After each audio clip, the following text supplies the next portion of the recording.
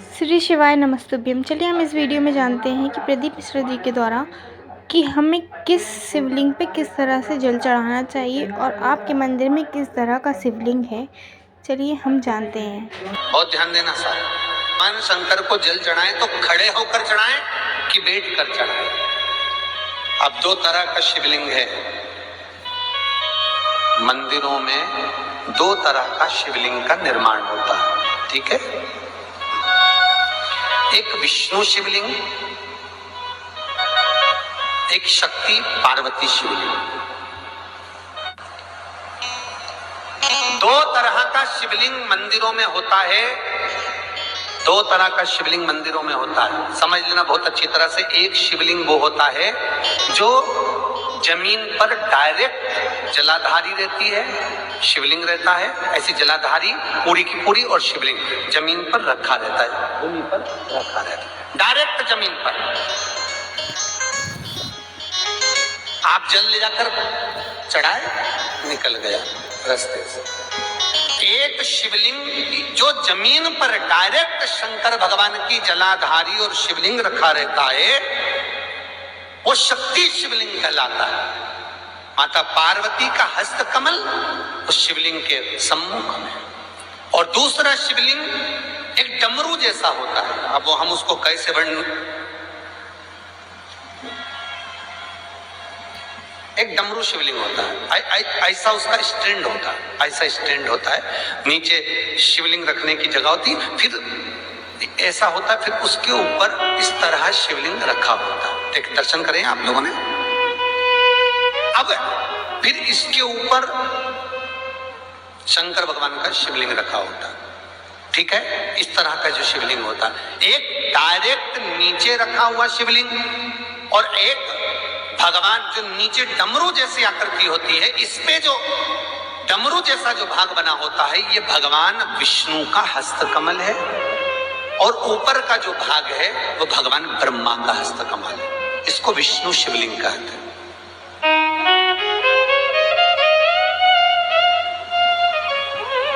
इसको हरीश्वर महादेव भी कहा जाता है। कौन सा महादेव कहते हैं?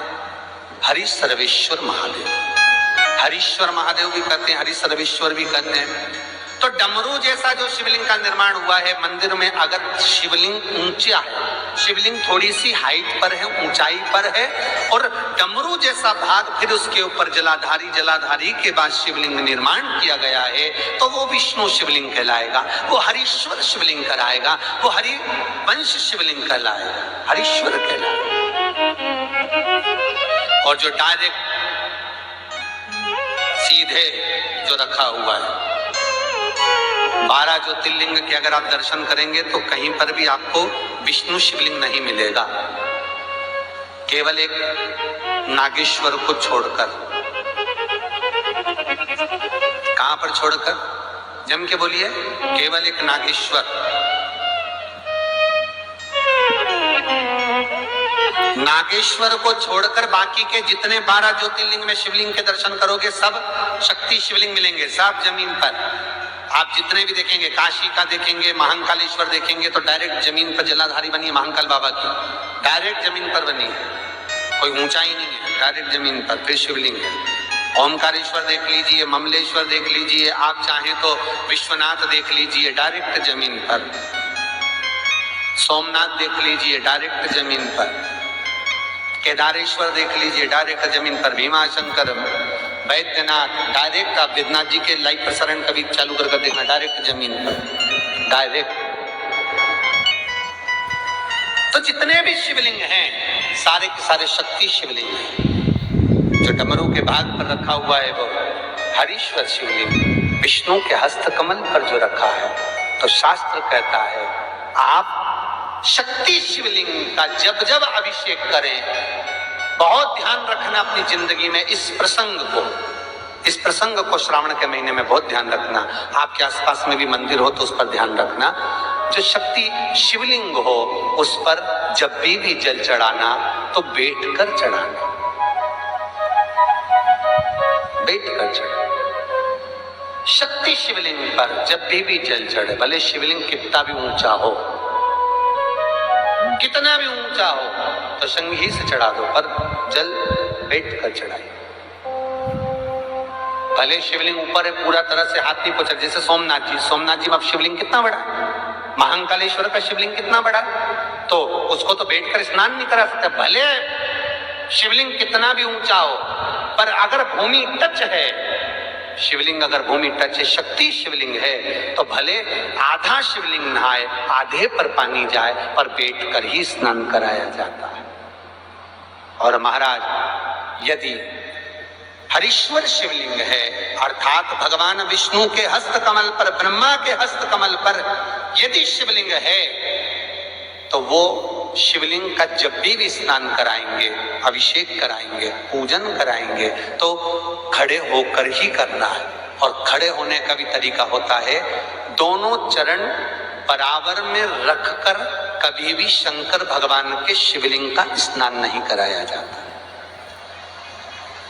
महाराज, दोनों चरण बराबर रखकर, अगर हरीश्वर शिवलिंग है, किसी मंदिर में शंकर को जल चढ़ाने के लिए आप गए हो और शंकर को जल चढ़ा रहे हो, तो हरीश्वर अगर शिवलिंग है तो दोनों पांव बराबर रखकर नहीं, एक सीधा चरण थोड़ा सा आगे रखिए और उल्टा चरण थोड़ा सा पीछे रखकर भगवान शंकर का जलाभिषेक करने पर लक्ष्मी जैसे अपने चरण रहते हैं, भगवान शंकर उसी तरह से लक्ष्मी को दौड़ाते हुए अपने घर में प्रवेश करा।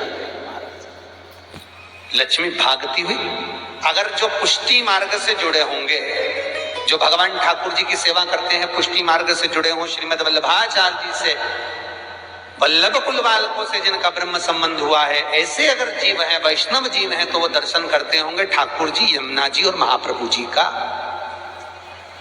तो कैसा दर्शन करेंगे?